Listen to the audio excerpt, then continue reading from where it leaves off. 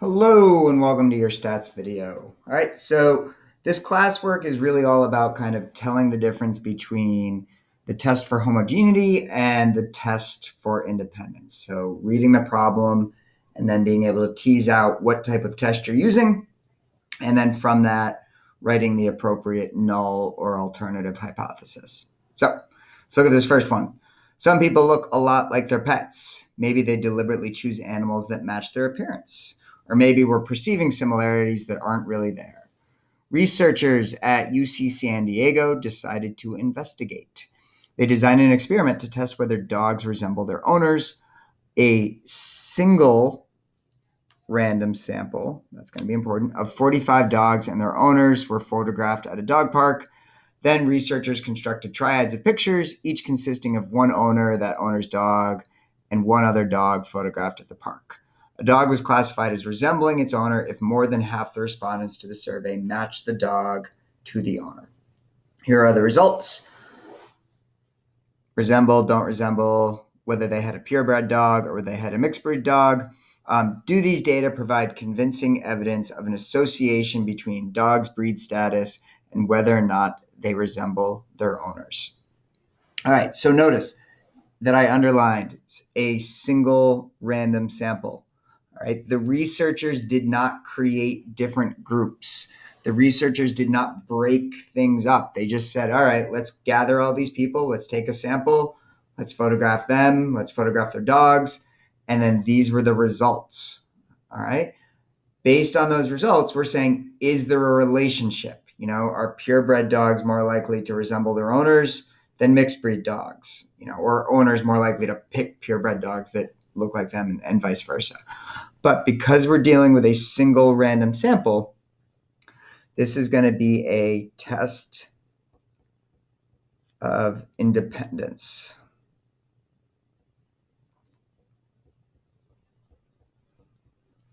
All right. Which means our null is going to be that there is no relationship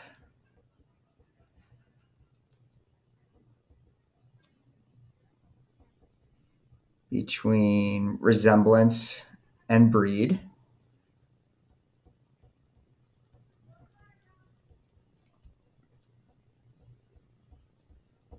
And the alternative is that there is a relationship.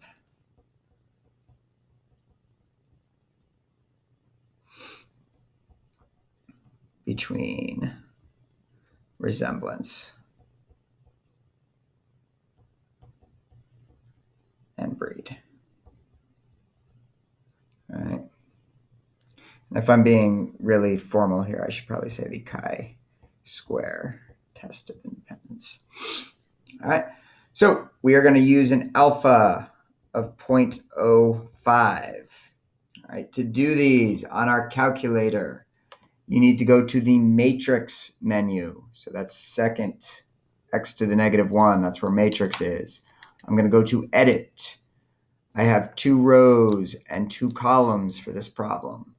I then enter my data, 16, 9, 7, 13. I'm then going to go to stat tests, and I'm going to pick the chi-squared test, not chi-squared GOF, just regular chi-squared test. All right. And then really, the calculator does most of the work here, all right? The observed is in matrix A. The expected, you don't have to fill out. It's saying, where do you want the expected to go? So we're going to put it in matrix B. And then it gives us our results. So our chi-squared statistic is 3.7396. All right. Our p-value is 0.0531. And it's letting us know that our degrees of freedom are equal to 1. All right, so we've got all that information there. based on this, we're going to write our conclusion. And even though it's really close to 5%, it's above 5%. So we fail to reject the null because our p-value is over 5%.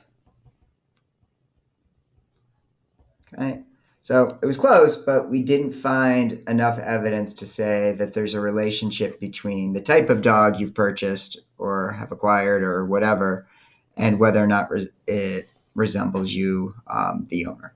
Okay, so that's kind of how we're going through these. And really, the main thing is being able to identify the proper test and then write the proper null and alternative. Because really the calculator is doing a lot of the legwork in terms of calculating your statistic and your p-value and everything else. All right, let's take a look at the next one. Random digit dialing telephone surveys used to exclude cell phone numbers. If the opinions of people who only have cell phones differ from those of the people who have landlines, the poll results may not represent the entire population. The Pew Research Center interviewed separate random samples of cell-only and landline telephone users. All right, so in this case, we have multiple samples. Right, multiple samples that were created and designed by the researchers. All right, who were less than 30 years old. Here's what the Pew survey found about how these people describe their political party affiliation. All right, so we conducted one sample of only cell phone users and got these results. We conducted another sample of only landline users and got these results. And we're wondering, is there a difference in distributions? All right, is there a change in kind of what we're expecting to get here? All right, so because we've got these multiple groups, we're going to be using the chi-square test of homogeneity this time. All right, we're seeing are things the same across both of these groups that we've created. All right, it's not groups that just were a result of our study and this is how it broke down when we gathered our data. This is we created these two separate groups as the researchers. All right, so in this case, our null is going to be that the distribution of political parties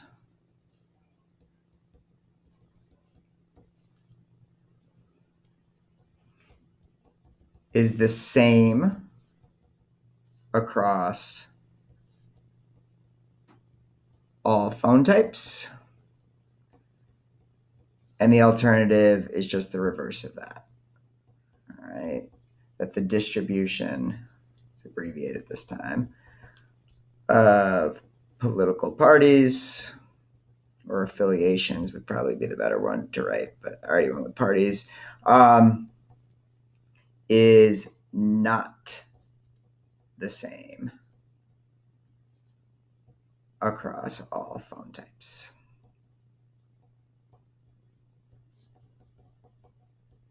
Right. Now, the actual mechanics of performing the test are exactly the same. So I'm still going to set my alpha at 0.05. I'm going to go to my matrix menu. I'm going to edit. This time I have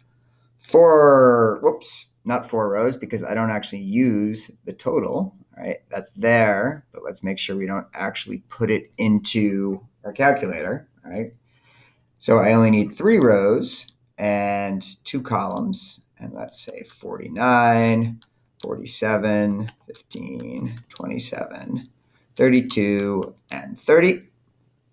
Then I can go to stat tests, chi-squared test. So doing chi-squared test. Again, observed is in matrix A. Expected I don't have to like update the rows and columns and expected, like it'll automatically make the right rows and make the right columns. So I can just hit calculate.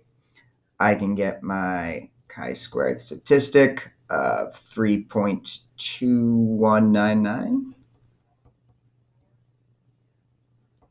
All right, I can get a p-value of 0.1999, and the degrees of freedom are 2 in this case. All right, so our alpha is 0.05, our p-value is 0.199. All right, when our p-value is above our alpha, we fail to reject the null. All right, we fail to reject the null because our p-value is above 5%. All right, so in this case, we didn't find enough evidence to say that, the type of phone you have is somehow connected to your political affiliation. All right, maybe it is, but we didn't find enough evidence to say that it was based on our results. All right, let's take a look at the next one. Aspirin prevents blood from clotting and so helps prevent strokes. That's a good thing.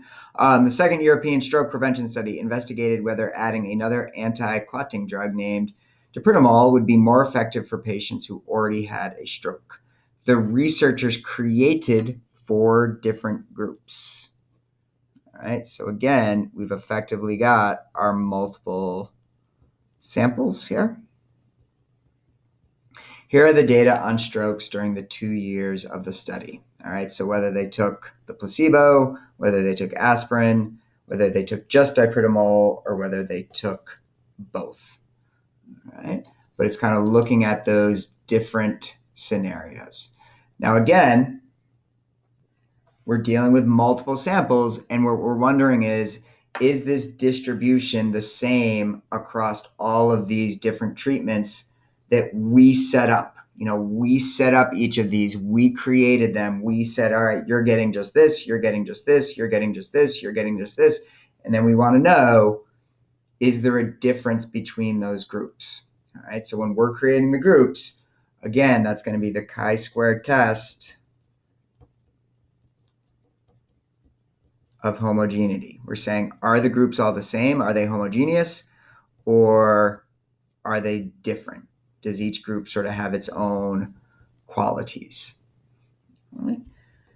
So our null would be the distribution of the strokes. The distribution of strokes is the same across all treatment types.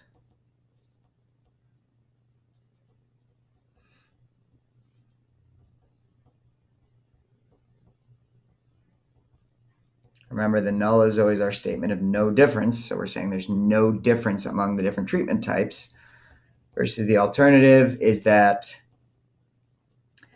the distribution of strokes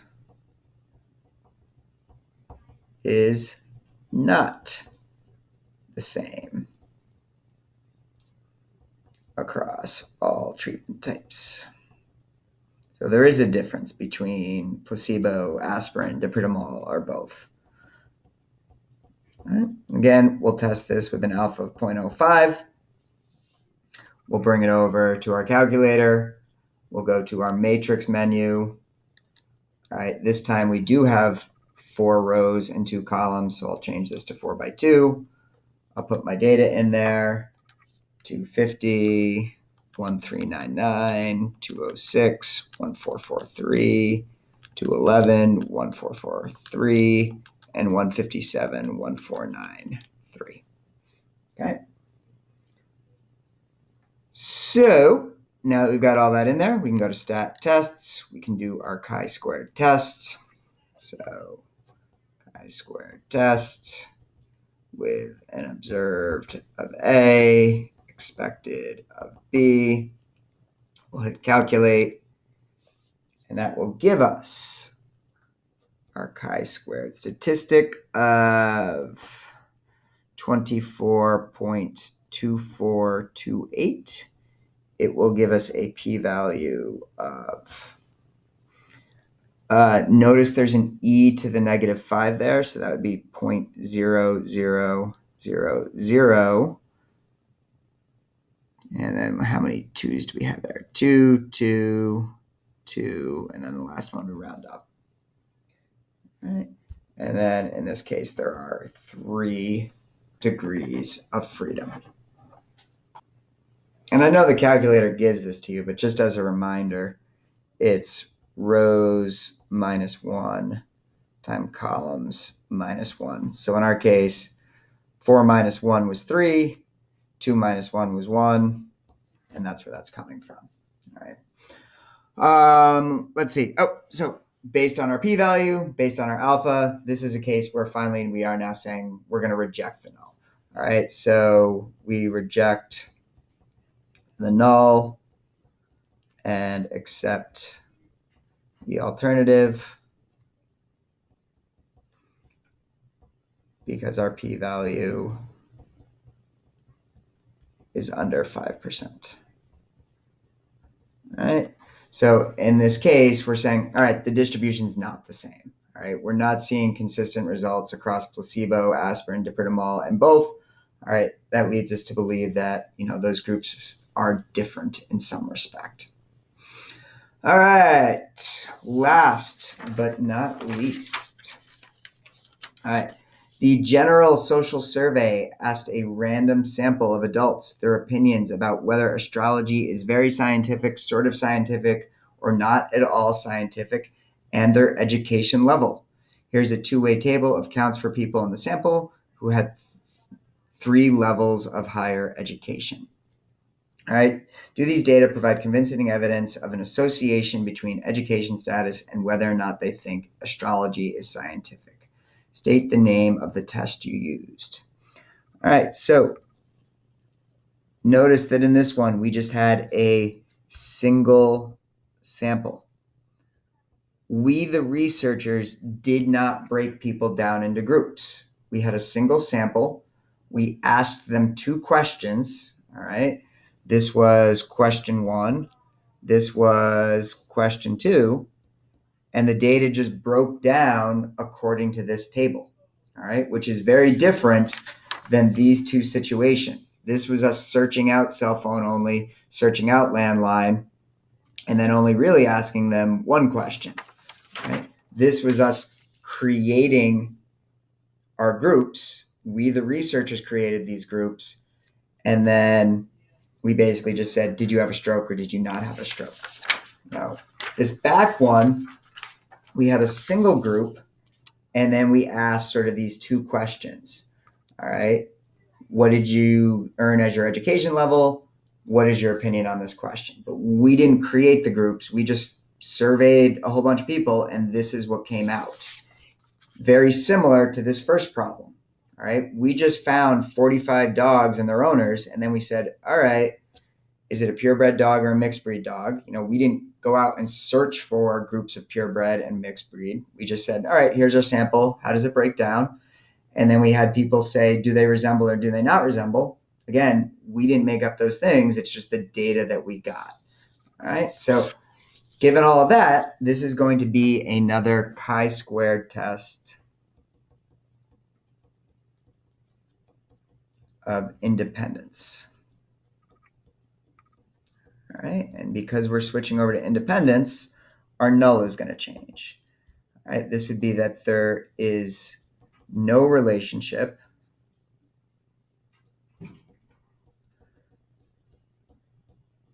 between education level and opinion of astrology.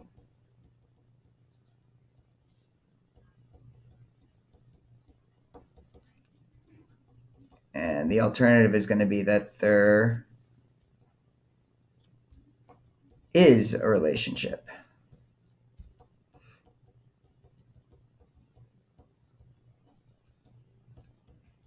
between education and opinion of astrology.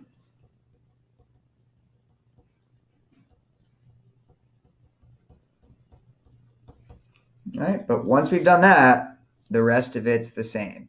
So we've got an alpha of 0.05. We're going to be doing the chi-squared test. We're going to be putting our observed into A. We're going to let our expected go into B. All right, so matrix, edit. All right, this time we have 2 rows and 3 columns. So change that to 2 by 3, 169, 256, 114, 65, 65, and 18.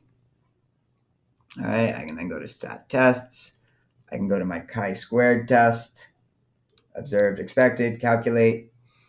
All right, I'm going to get a chi-squared statistic of 10.5819.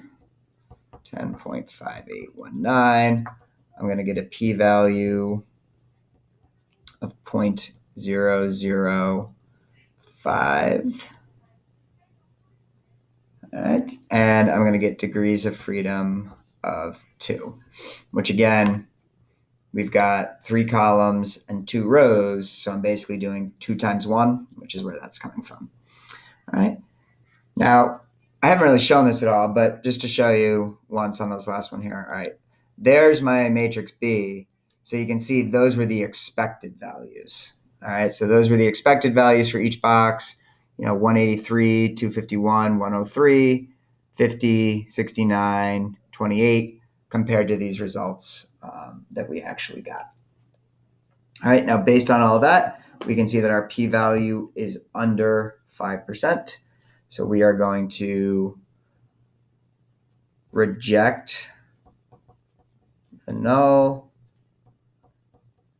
and accept the alternative.